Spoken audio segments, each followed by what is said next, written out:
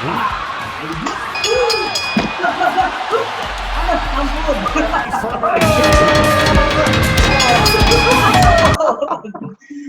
para pemirsa YouTube, ya, hari ini luar biasa ya. Kita dalam acara saling tonjok, ya sekarang malah saling silat karena kita benar-benar ketemu gurunya silat. Nggak cuma di Indonesia, muridnya ada di Amerika. Wah, luar biasa. Banyak muridnya bule-bule. Oke, selamat datang Mas Nur. Apa kabar nih Malang, Batu? Selamat. Alhamdulillah saya bagus. Alhamdulillah baik. Baik Pak Hari. Ya. Pak Hari gimana? Apa kabar? Alhamdulillahirobbilalamin. Baik, Pak. Mas Nur, saya itu kalau lihat Mas Nur di Facebook gitu, rasanya beda banget gitu ya. Kebanyakan orang kan foto apa di kafe, di kantor, di office, yang pusing gitu ya. Tapi begitu nengokin Facebook Mas Nur, isinya kebun jeruk, sungai, ngopi. Wah, sangat menyenangkan tuh rasanya. Ya orang selera hidup boleh milih dah ya. Yang mau naik mobil mewah boleh, tapi yang mau apa kuda boleh ya. Yang mau berenang di kolam renang yang sempit juga boleh. Kali 10, Mas Nur berenang di lautan dan di sungai. Tapi Mas Nur, langsung aja nih, ketika di dunia persilatan gitu ya. Wiro Sableng itu kan punya guru Sinto Gendeng ya. Tapi Sinto itu juga punya murid yang namanya kan Maesa Birawa. Jadi paling tidak Sinto Gendeng ini punya murid yang satu Wiro Sableng, satu Maesa Birawa. Dan hampir di cerita kungfu, di cerita persilatan itu seringkali seorang guru itu punya dua murid yang jagoan sakti gitu, tapi bisa yang satu ke kanan, yang satu ke kiri, ya gitu ya. Ini apa yang salah ya? Oke. Orang berguru itu kan punya obsesi. Nah, pertama, kalau kita berbicara tentang guru dan proses berguru, itu juga di perguruan, ada yang berangkat dari hobi, ada yang berangkat dari nafsu, pengen membalas, ada yang berangkat dari perintah orang tua, ada yang berangkat dari ikut-ikutan teman, ada yang berangkat saking nggak enaknya karena gurunya tetangganya. Gitu. Jadi pertanyaan yang mendasar adalah berangkatnya dari mana gitu. Kalau berangkatnya beda-beda pasti hasilnya beda-beda. Saya juga menemukan hal yang sama di murid-murid saya. Ada yang memang mencari, ada yang memang kebentur, ada yang memang karena seling ketemu gitu. Jadi berbeda hasilnya. Prosesnya juga berbeda. Nah, Mas itu kalau murid-murid yang sampai dari luar negeri itu mencari ya, Mas? Mereka mencari, luar biasa. Ya. Mereka mencari, mereka datang ya. Mereka sampai ini ya. Iya. Kira-kira Mas di pikiran mereka genuine. Kira-kira Mas Nur adab ya. Sekarang itu kan yang sangat memprihatinkan adab murid ya.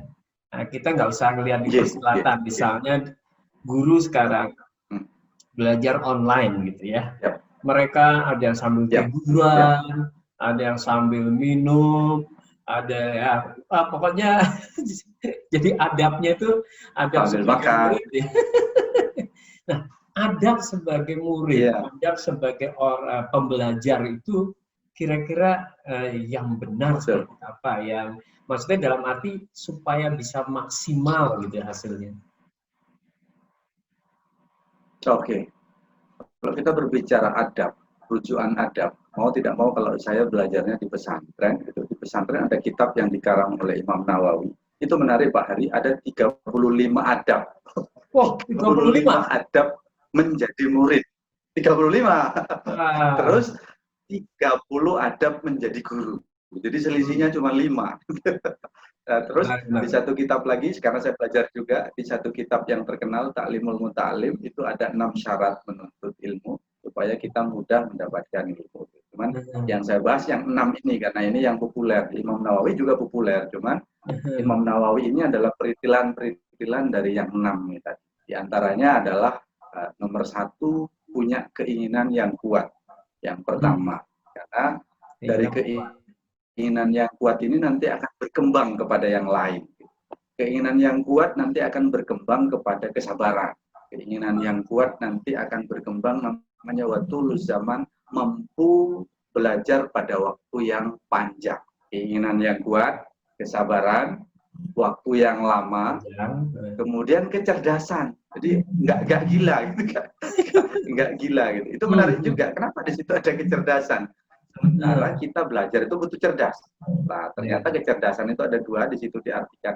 Ada kecerdasan secara biologis, yaitu kecerdasan manusia. Ada yang kecerdasan secara spiritual. Karena hitung-hitungan mungkin kita tidak pernah ikut belajar, tetapi begitu keluar pinter lah. Berarti kecerdasan dimaknai dua. Kemudian di situ wa irsyadul ustadz.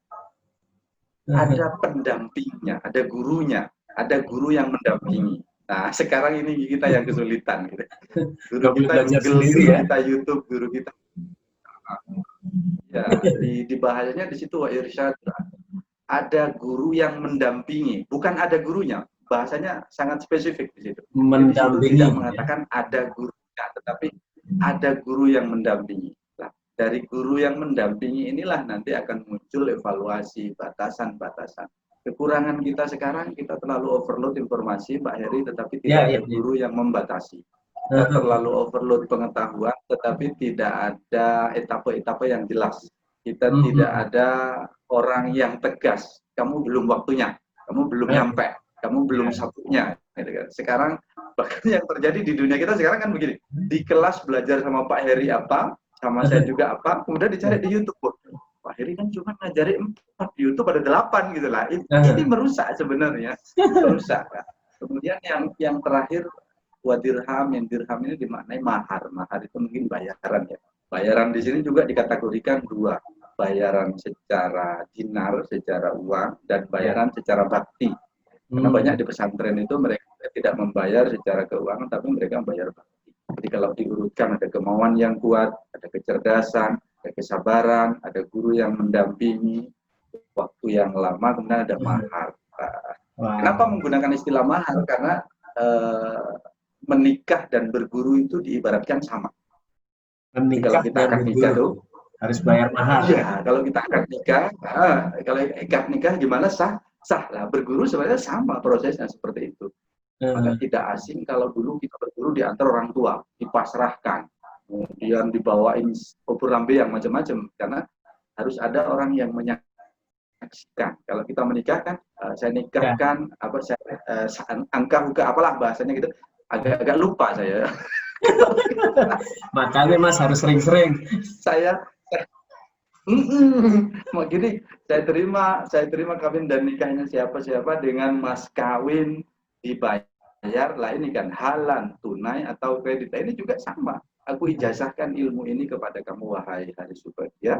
Kamu sudah bisa memakai untuk dirimu sendiri dan keluargamu. Ini ada batasannya. Kadang-kadang kita tidak tahu ilmu ini kamu sudah boleh memakai untuk dirimu dan keluargamu. Itu level 2. Level pertama, kamu bisa memakai untuk dirimu sendiri. Level 3, kamu boleh memakai dirimu, keluargamu, dan orang lain. Nah, kalau kita belajar sendiri, kita nggak dapat ini.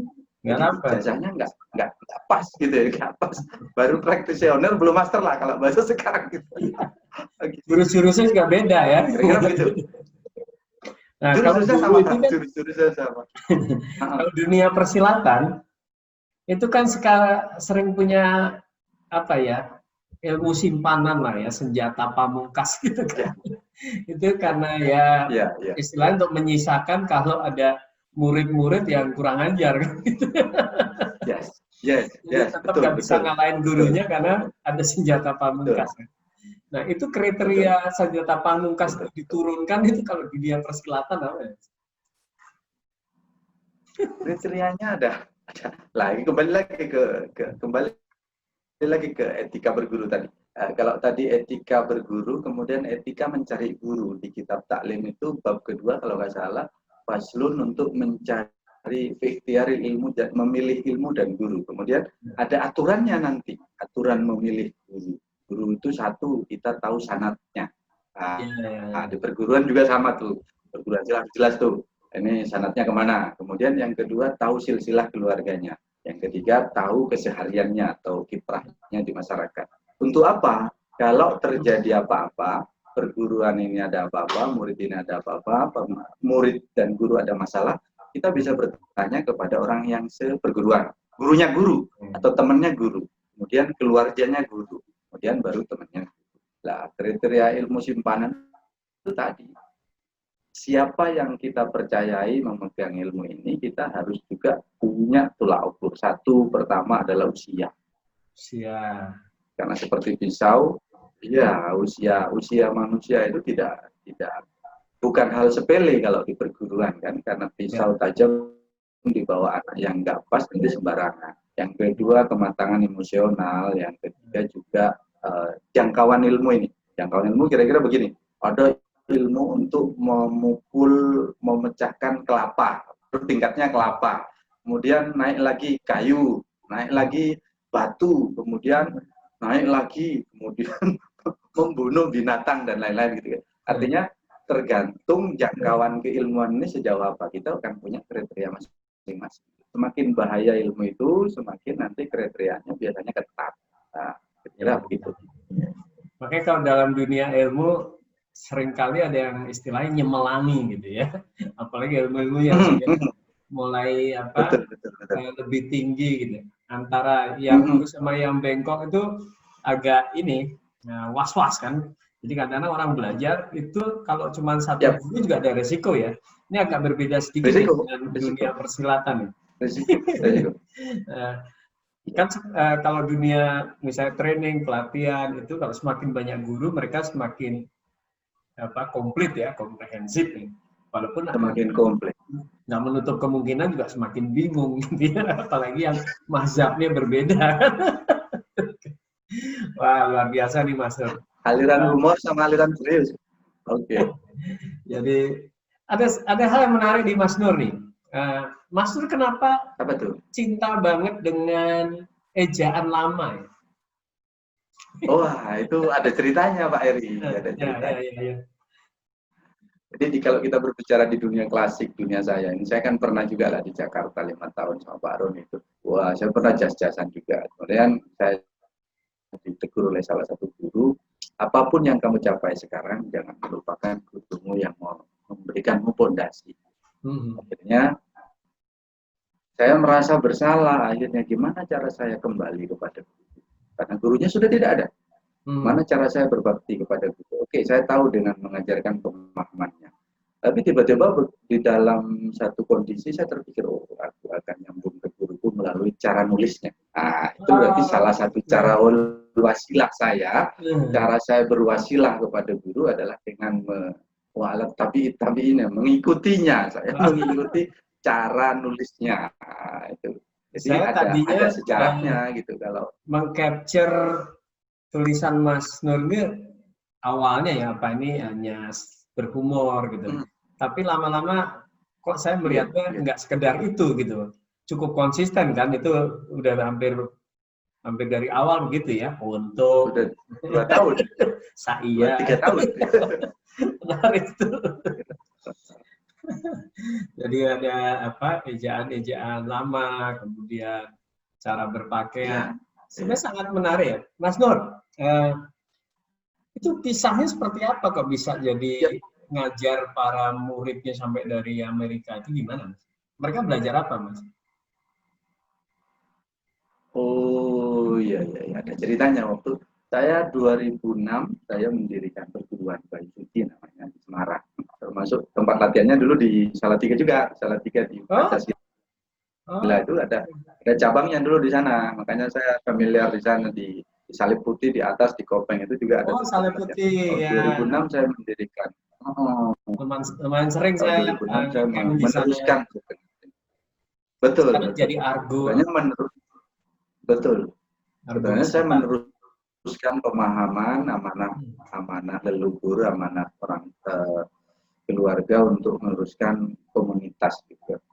Karena dulu memang basicnya dunia kebatinan kalau bahasa kita dulu pernapasan, akhirnya namanya Bayu Suci kan.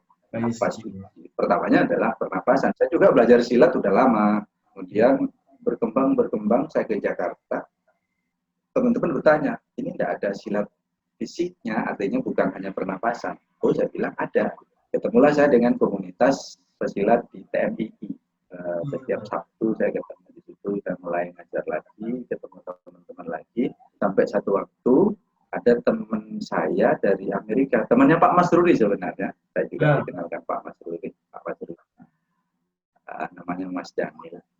Ketemulah saya di sana, kita ngobrol-ngobrol, beliau orang Surabaya, ternyata nyambung. Dari situ nyambung, ketemu, ternyata beliau sering punya retreat, dia bilang, camp lah, dia bilang camp. Setiap setahun sekali datang ke Indonesia, membawa murid-muridnya, ketemu guru-guru di Indonesia. Itulah mulai kita berkenalan, dan saya disuruh melatih, kok beberapa cocok. Akhirnya 2011, mulailah kita ketemu di Jogja, akhirnya setiap dia camp saya ngisi karena cocok, mungkin kasihlah saya tawaran kalau ngajar di Amerika, mau. Wah, kilofel, dan bilang seneng campur kaget gitu kan. Wah, satu bayangan saya super power, yang kedua, wah, gimana cara menjelaskan. Bahasa Inggris sedikit-sedikit saya bisa, cuman bayangan saya kan, wah, Amerika gitu. Akhirnya 2014 saya apply visa dan bahasa Inggrisnya pakai bahasa Inggris Mas Jamil aja. Bahasa Inggris salah sambung. Walaupun salah tapi ngerti. Akhirnya bahasa Inggris laduni, kalau kata saya bahasa Inggris laduni. Bikin otomatis ngerti gitu ya Mas ya. Kira-kira begitu lah. Oke. Mas Nur di Amerika nyeker. Gimana? Di Amerika waktu itu pergi ke hotel nyeker ya? Nyeker saya di Amerika. Nggak boleh masuk hotel loh. Itu punya cerita menarik. Benar itu Pak Eri. Satu waktu saya pagi-pagi ngopi kan. Ngopi. Terus ada tulisan, no shows, no service gitu. Langsung melepuh. Saya kan nggak bisa masuk padahal mau ngopi. Tiba-tiba ada tuh orang jalan bawa anjing. Masuk. Wih, anjing bisa masuk, saya nggak bisa masuk. Kalah saya. Derajat saya kalah sama anjing. Nah, protes terus. Ya saya ketawa gitu. Oh iya, di sini anjing mulia ya. Negara begitu tapi anjing dimuliakan. Kemudian saya ketemu teman, waktu itu ada kompetisi kan. Sama dinas sama Menteri Kemenpora kan. Nginep di hotel. Datanglah saya nyambangi ke situ. Ada tulisan, nggak pakai sepatu nggak dilarang masuk. Waduh, ketawain sama orang-orang. Sebenarnya karena memang saya lagi challenge pada waktu itu. Challenge diri saya tentang topik yang ya, artinya kan bukan ininya ya, Mas Nur. Sampai apa ya? Kok sampai seneng nyeker kayak gitu, istilahnya back to nature, curug cunatur gitu ya. Kembali ke alam. Emang keseharian ini ya, suka nyeker ya Mas ya? Selama hampir 2 tahun ya, mau 3 tahun saya nyeker, Pak. Tapi sekarang sudah berubah cara memaknainya. Kalau dulu bagi saya salah satu pencapaian melepas kelekatan kepada merek, saya berubah merek, kemudian kelekatan kepada sepatu kan. Akhirnya kalau semakin hari no problem, saya butuh pakai ya pakai, enggak ya enggak gitu, tidak lagi kayak dulu. Dulu kan lebih strict ya, termasuk di Amerika saya dilihatin orang kan nggak pakai sarung, nyeker gitu ya. Jadi bilang rahib gitu. Nggak boleh ngopi. Nah ini ngomong-ngomong ngopi ya, Mas Nur itu nggak bisa pisah dari kopi ya. Kopinya kental lagi ya kan? Apa? Nah itu ada cerita. No gula. No sugar ya, oke. Kopi ya emang. Dan saya kadang-kadang melihat nih Pak Guru Penca muridnya tonjok-tonjokan, dia ngopi.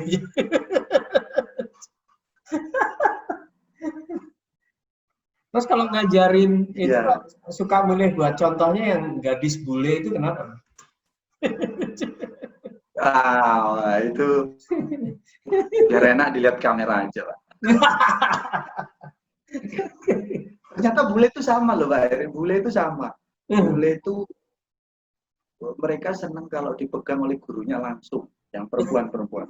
Aku pernah diajari langsung loh katanya. Wah, itu saya memfasilitasi dan memanfaatkan, memfasilitasi dan memanfaatkan, memfasilitasi dan memanfaatkan. Begitu ya. Uh, Saya jadi ingat waktu dulu ngajar komputer ya. Masih zaman kuliah kan saya nyari uangnya dengan ngajar komputer.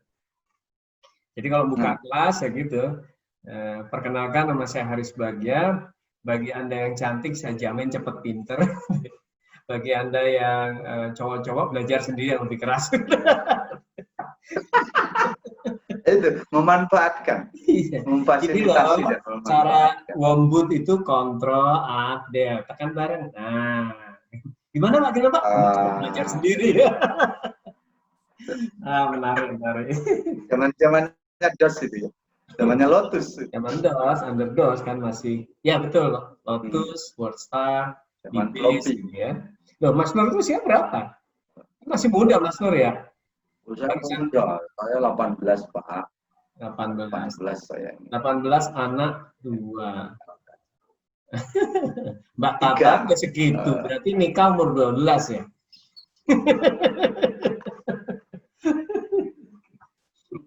Menarik Mas Nur. Ya, mau menuju 40. kalau budaya Jawa gitu masih ini Mas, masih diuri-uri nggak? Nyanyi, mau copat gitu masih nggak? Masih, masih. Anak saya nari, anak saya silat, kemudian Coba Mas, nyanyi mau copat Mas. Saya jawab. Nyanyi mau copat. Morondono. Dijotos sih kayak masih macam. Railing. Anak saya yang bisa, anak saya bisa. Istri saya. Kalau saya cenderung ke nari, terus ke apa ritual-ritual yang tradisinya.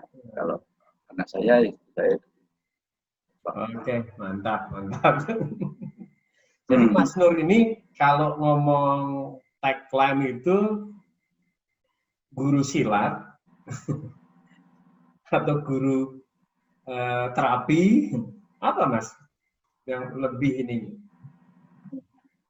Kalau ini wah saya mau belajar sama Mas Nur, belajar apa gitu kan?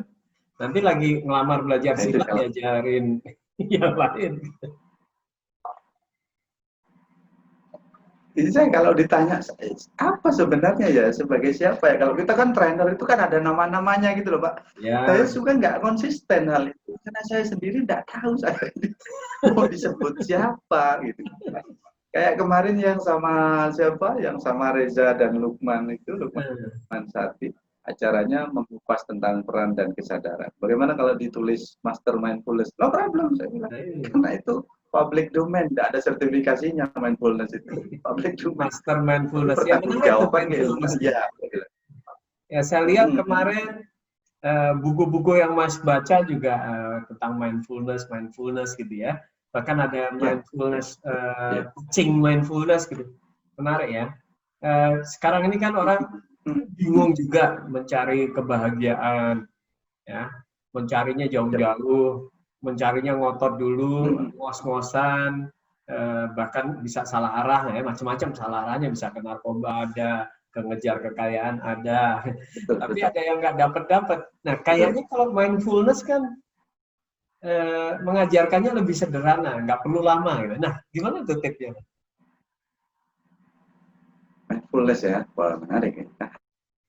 Keliru ya, kena jotos menang ya. Gara-gara mindfulness kena tonjok mindfulness.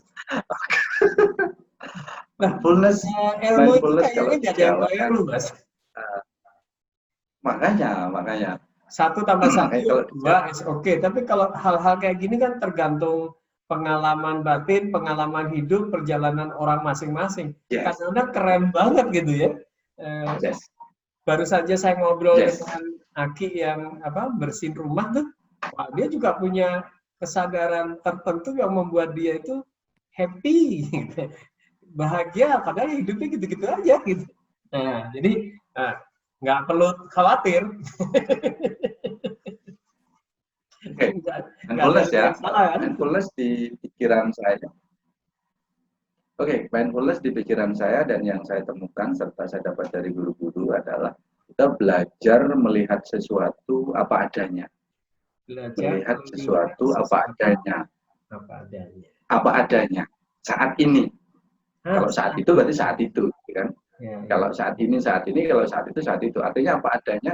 Kesedihan tidak perlu berpura-pura kita macam kuat. Gitu, ya. Tidak perlu kita pura-pura kita tidak sedih. Gitu. Karena Sedih nangis sebenarnya aja enak ya. semuanya berputar.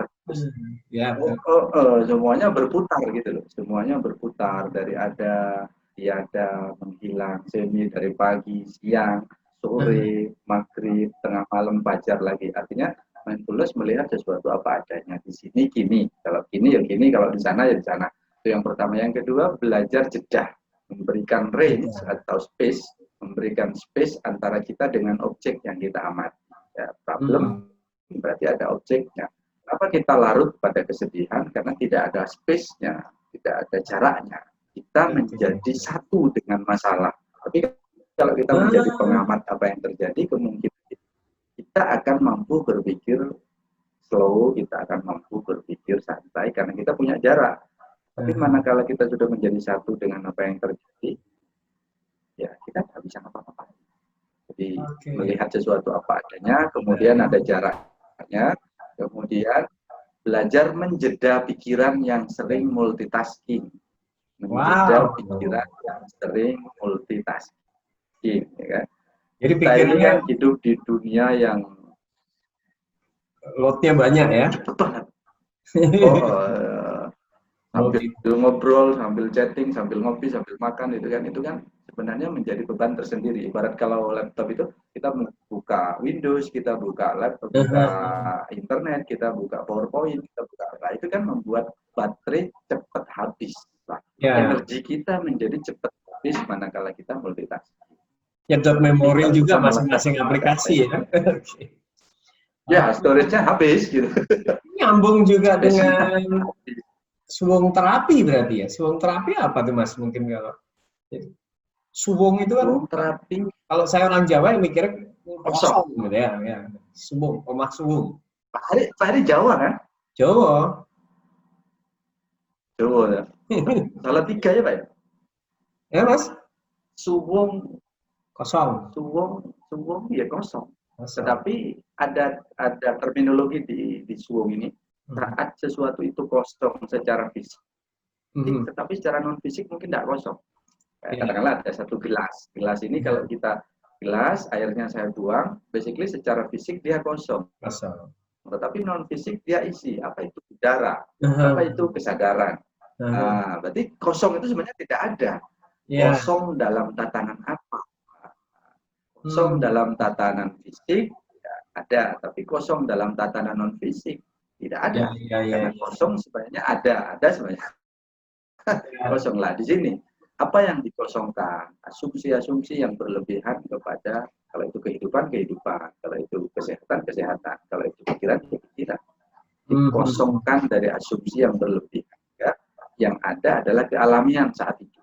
Dikosongkan dari sesuatu yang tidak penting. Jadi kalau misalnya ibarat orang sholat itu kan suruh kosongkan pikiran ya. Kita kosongkan pikiran duniawi, fokus bahwa kita menghadap Tuhan gitu ya. Jadi kayak gelas. Inna sholati wa nusuki tadi. Inna sholati wa mahyamati. Ya. Inna sholati wa nusuki wa mahya. Sebenarnya suwungnya di situ. Suwungnya di situ. Seperti kalau di tradisi kita di Indonesia, di Jawa, omah suwung. Suwung dari manusia, tapi mesti ono jine gitu kan. Suwung dari manusia, tetapi ada makhluk lain yang mengikuti. Artinya suwung ini tidak pernah secara nyata terjadi. Yang ada adalah isi secara fisik, belum tentu juga isi secara non fisik. Sebaliknya begitu. Kita melakukan sesuatu, mungkin atensi kita tidak di situ. Sebenarnya kita suwung juga dari atensi. Kita hanya doing something. Wah, banyak sekali itu kejadian ya. Kejadian yang kita rasakan bahwa sebenarnya bisa kita nikmati secara total gitu ya, karena kita nggak hadir di situ. Ya sama lah kalau kita sebagai trainer bisa melihat nih orang ini sebenarnya hadir nggak badan, jiwa, pikirannya di kelas gitu. Ada yang separuh-separuh, kadang keluar Betul. telepon gitu ya. Betul. Termasuk juga sepintas saja kalau kita misalnya sholat subuh di masjid gitu ya. Kan begitu salam berdiri gitu orang sudah indikator, wah ini nggak suwung. Ya, nggak sempat duduk, nggak sempat menikmati gitu ya. Minum kopi pun sama kan. Karena minum dengan buru-buru atau minum dengan Ya. gitu. Nah, tapi kalau minum kopi sambil ngajar silat itu suwung nggak? Langsung bertahap. Nah, kalau kita sudah pengalaman, kita kan mampu mengamati kecepatan. Gitu. Nah, ini bedanya sama-sama mengolah ini bedanya yoga, nari, sama silat. Di yoga dan nari kita hanya yoga dan nari kita mengamati gerak sendirian. Tapi kalau di silat kita harus mampu menyadari kecepatan dan kecepatan ya. Keberadaan saat itu. Sepersekian detik. Nah, maka kita juga nggak boleh terlalu fokus dong Mas ya. Misalnya fokus ke tendangan, nggak tanya ditampol. Fokus ke tonjok, nggak tahu ditendang. Iya, attachment, nggak boleh. Yang kita kalau fokus, istilahnya respon kita bisa menjadi malah kurang berkualitas ya. Kalau terlalu khawatir terhadap, misalnya melawan McGregor gitu kan. Wah, dia pukulannya maut ya. Kita fokus ke terus itu nggak boleh ya. Kita melekat ke bayangan tentang makna yang kita berikan ke lawan. Makanya yang ada adalah siaga saja. Apapun pukulan tidak bahaya kalau nggak kena. Nah, ini menarik nih Mas, ini menarik nih. Ini sekarang di era new normal, dalam arti era pandemi ya, era pandemi. Jadi manusia ini kan kayaknya bersiap-siap terhadap virusnya luar biasa nih. Gitu kan? Padahal mungkin virus ada di situ, virus masih jauh, malah pikiran tergrogoti segala macam, kekhawatiran yang luar biasa gitu. Sehingga ya orang bisa jadi salah respon. Ibarat pesilat kan, kita udah takut dia bawa keris sakti, belum tentu. Nah ini gimana menyiasati orang? Lari duluan. Ya, kira-kira ya waspada. Tapi ya santailah, gitu. Nggak usah terlalu sampai makan tubuh ya. Kecuali kalau pejabat kerja harus benar ya. Ya Pak Menteri kerja harus benar. Kalau masyarakat biasa kan harusnya lebih ini betul.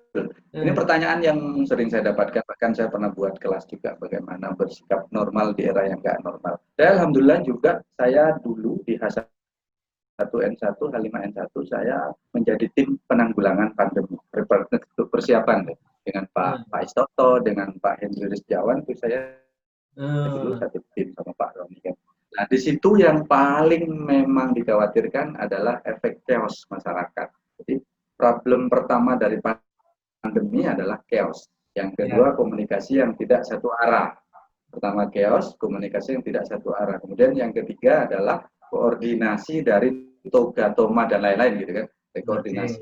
Nah, kemudian bagaimana menyikapinya? Kalau kembali ke jawaban agak-agak filosofis atau spiritual adalah barang yang tidak tampak sikapi dengan cara yang tidak tampak dulu, baru yang nampak. Anggap saja ini santet lah ya, anggap saja santet. Jadi cara menyikapinya kan, cara menyikapi santet yang pertama adalah bagaimana kesadaran kita tidak melekat terlalu jauh, tapi tidak menafikan. Maka sampai muncul suratnya Qul a'udzu birabbil falaq dan lain-lain kan.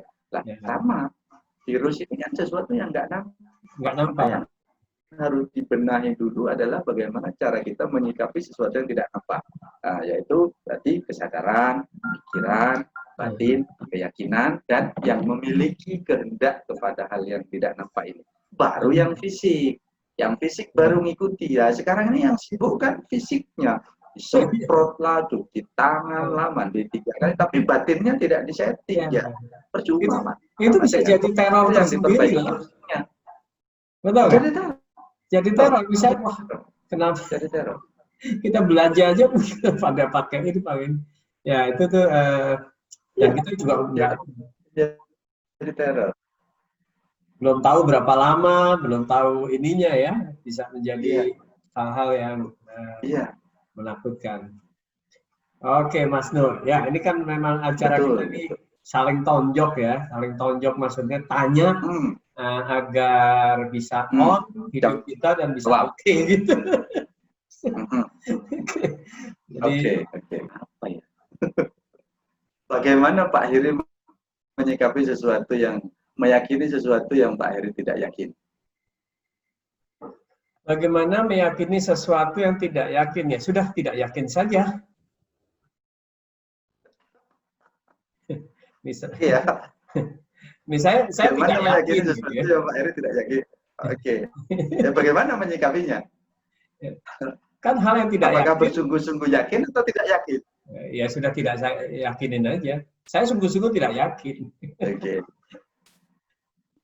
Oke, berarti sikapnya Jadi sungguh-sungguh pada ketidakyakinan misalnya ya. apa yang tidak saya yakini gitu ya. Ya, Contohnya. gampangnya gini lah ya. Saya sangat tidak yakin dalam 5 tahun ini PSSI juara Piala Dunia. Itu kan saya tidak Saya yakin. juga. Ya sudah saya tidak yakin saja. Gitu. Saya juga. Nggak usah saya masukkan dalam doa saya sholat gitu, nggak usah. Orang nggak yakin gitu. Tapi Nggak saya usah ya. meyakini bahwa misalnya Allah itu Maha Pengampun, itu saya yakinin benar gitu. Walaupun dosa, optimis bahwa Allah Maha Begini ya. Pengampun. Termasuk ya, bahwa kita sudah Berarti diampuni. Memang menarik ini pertanyaan yang oke. kadang-kadang kan orang sudah nggak yakin masih mencoba untuk diyakini. Gitu. Nah, orang Menjelaskan. yakin itu kan ada supporting datanya ya istilahnya Ada ya. tahapnya. Ya, ada Iya, supporting iya, datanya. iya. Kalau ternyata ada penemuan baru gitu bahwa misalnya bulan itu di sana ada airnya gitu ya boleh. Selama ini kan kita meyakini bulan nggak bisa buat hidup. Gitu. Ilmu yang kita terima sudah masuk bulan gravitasinya 1/6 dari bumi. Jadi kalau mau latihan loncat tinggi di Betul. bulan masih jago. Nah, Jadi begitu oke. ada wah Jadi pergi. tidak perlu dipertanyakan ketidakyakinan. Kenapa Mas? Berarti berarti ketidakyakinan itu tidak perlu ditanyakan. Kenapa ya Pak Eri? Atau perlu data pendukung?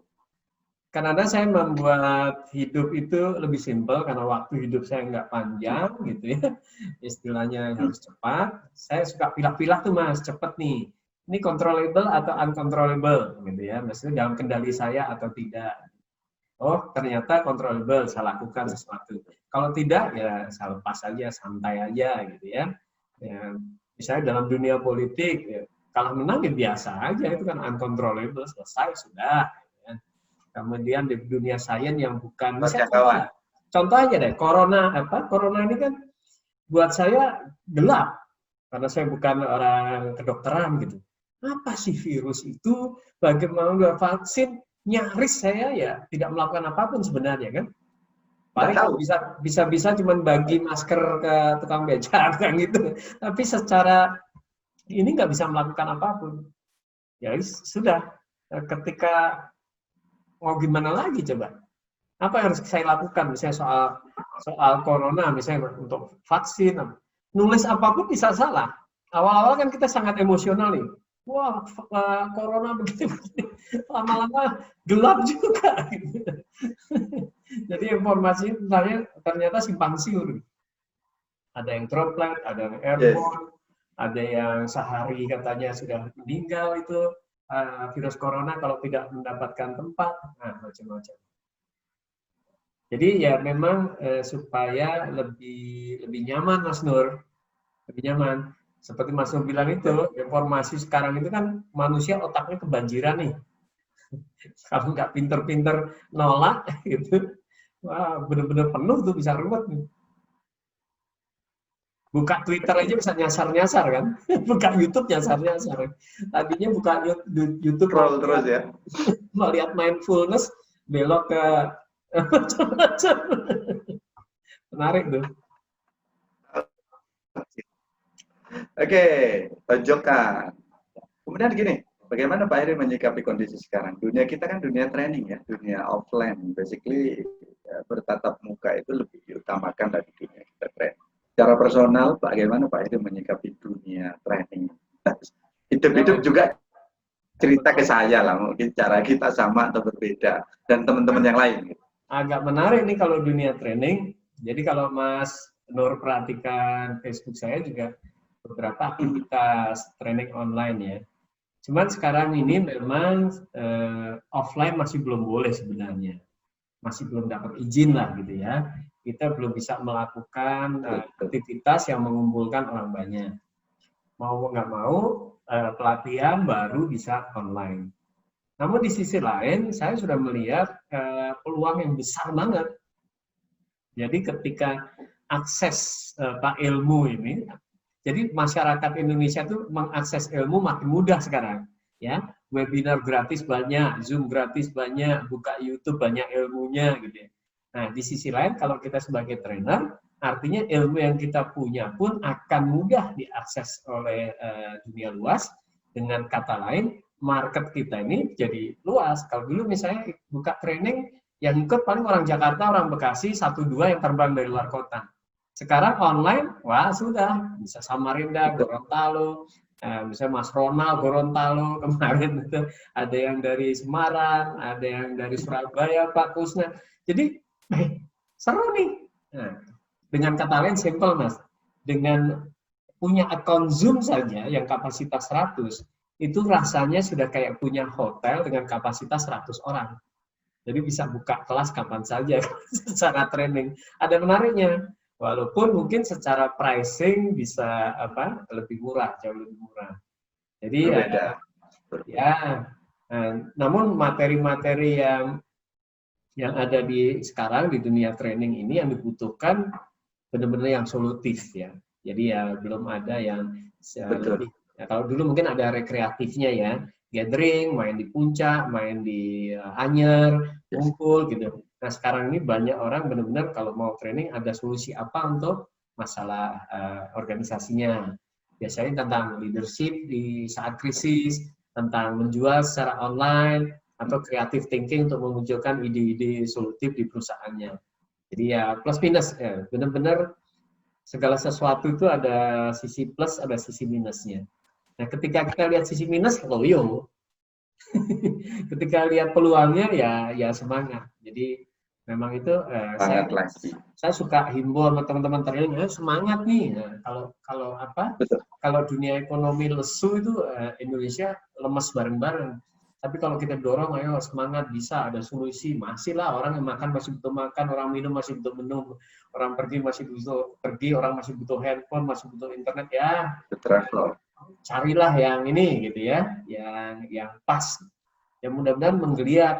Kita hanya bisa berharap tadi kembali ke vaksin atau antivirus ya, uncontrollable, nggak di dalam kendali kita, biar para profesor dokter di dunia kesehatan. Gitu, Mas. Di luar diri kita, di luar kemampuan. Oke, Matur Suwun. Oke, berarti ada plus minus ya Pak ya. Innamal usri yusra itulah kira-kira kalau kita Muslim ya, sesuatu ada dengan fase dan fungsinya masing-masing. Kemudian tadi tentang keyakinan, saya juga tidak punya persiapan.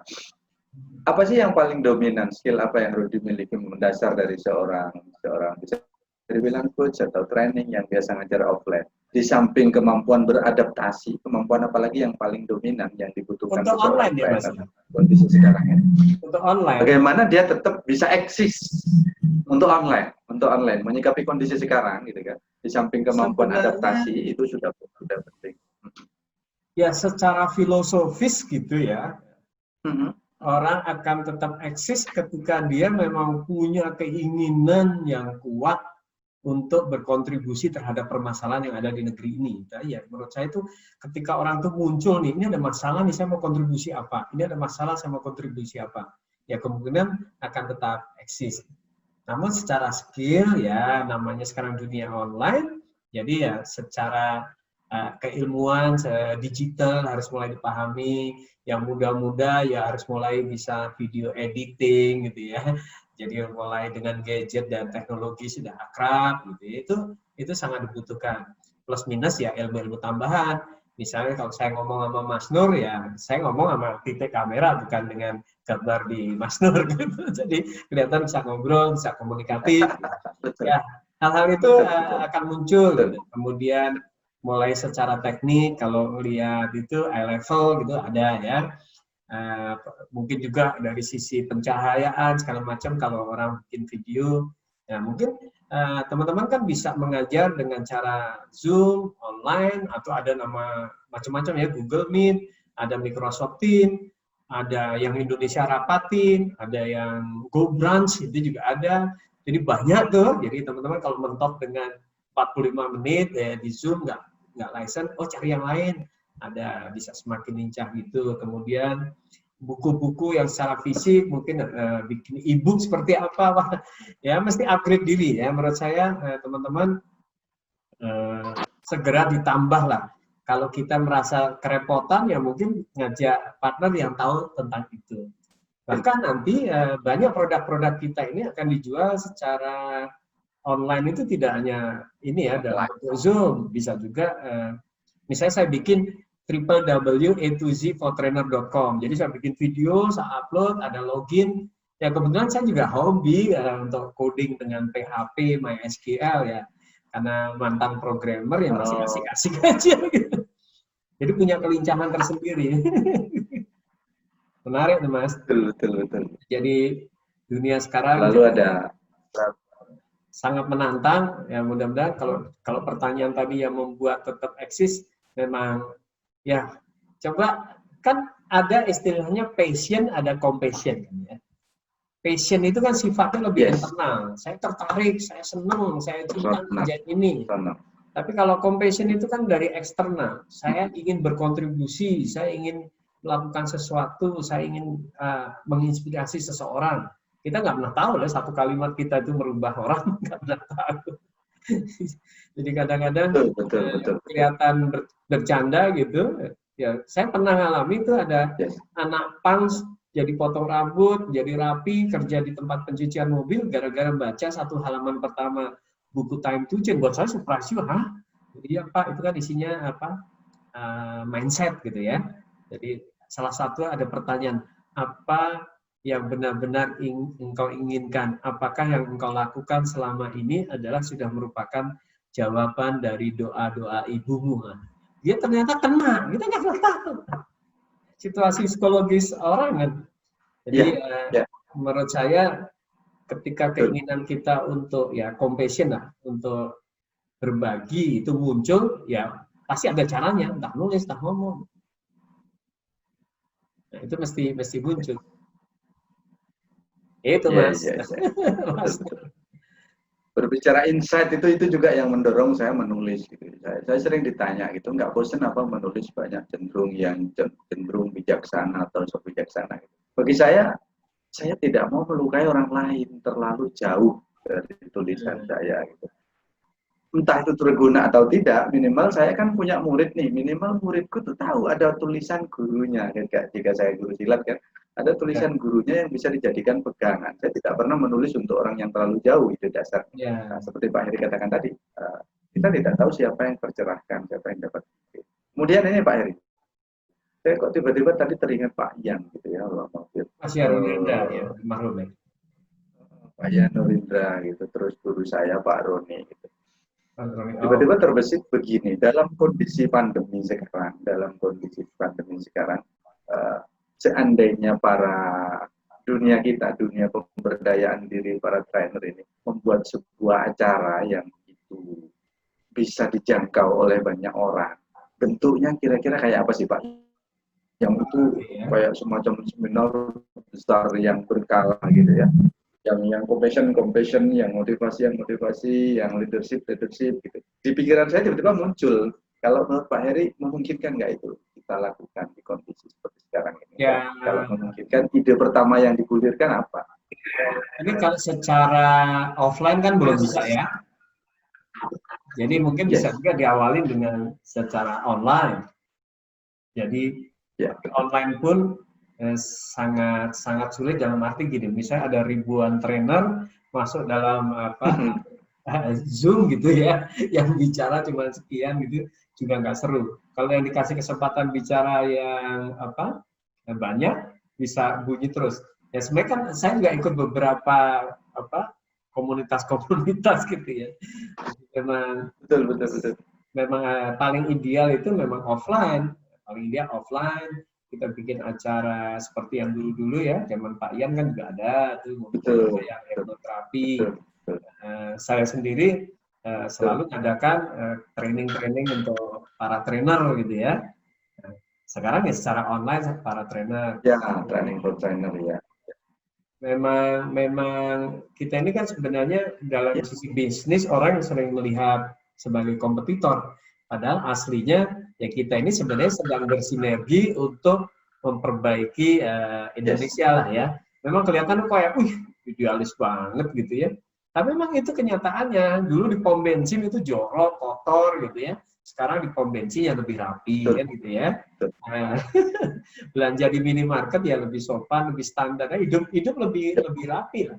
Orang mulai bisa belajar melayani, mulai belajar berkomunikasi yang baik. Mas Nur perhatikan lah, kira-kira status Facebook di 10 tahun yang lalu sama sekarang juga akan udah beda. Ya orang lama-lama karena berasnya masukan-masukan bahwa nggak ngeluh di Facebook tuh nggak bagus, udah jarang ketemu nih. Aduh lagi sakit perut, udah jarang ketemu. Ya. Saya mengamati itu. Itu sebenarnya ya edukasi secara ini terus-menerus. Nggak apa-apa, misalnya Mas Nur menasihati kepada kita semua jangan salahkan dingin gitu kan.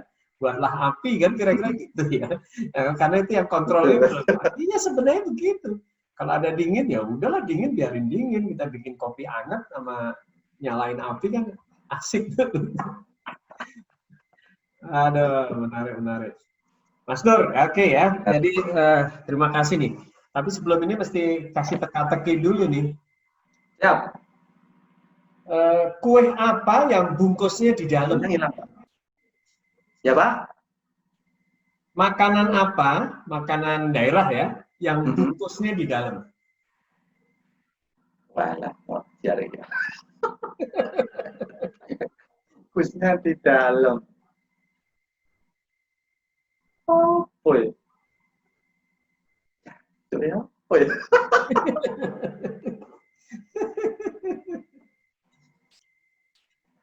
Saya makanan daerah.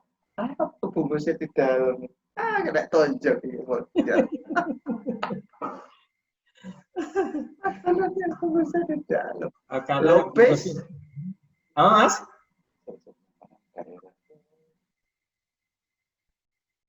Apa ya, Pak? Saya.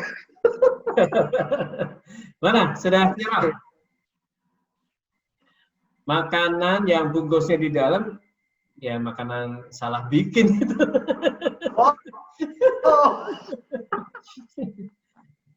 Satu lagi Mas, satu lagi. Saya nanya. Telur apa yang enak banget? Oh iya. Ya telur yang tidak enak. Ya telur yang enak.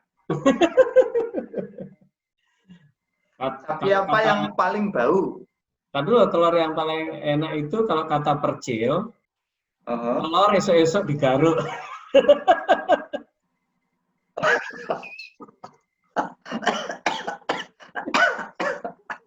Betul. Sekarang saya nanya. Oke. Siap. Saya nanya satu. Sapi apa yang bau banget? Sapi tank. Apa? Seru konangan. Sapi tank. Menarik. Jadi Mas Nur, terima kasih nih waktunya. Jadi para pemirsa YouTube, beliau ini Mas Nur sangat unik ya. Jangan lupa kunjungin Facebook-nya, subscribe juga YouTube channelnya. Mas Nur ada YouTube channel? Tidak ada.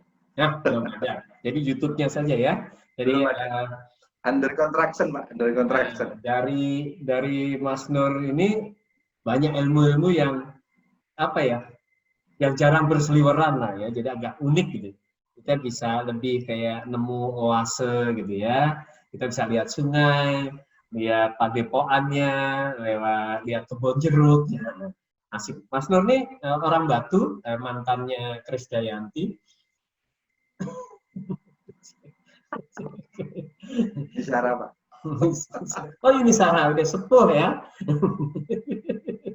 Baik teman-teman, terima kasih atas kunjungannya. Jangan lupa subscribe dan share ke orang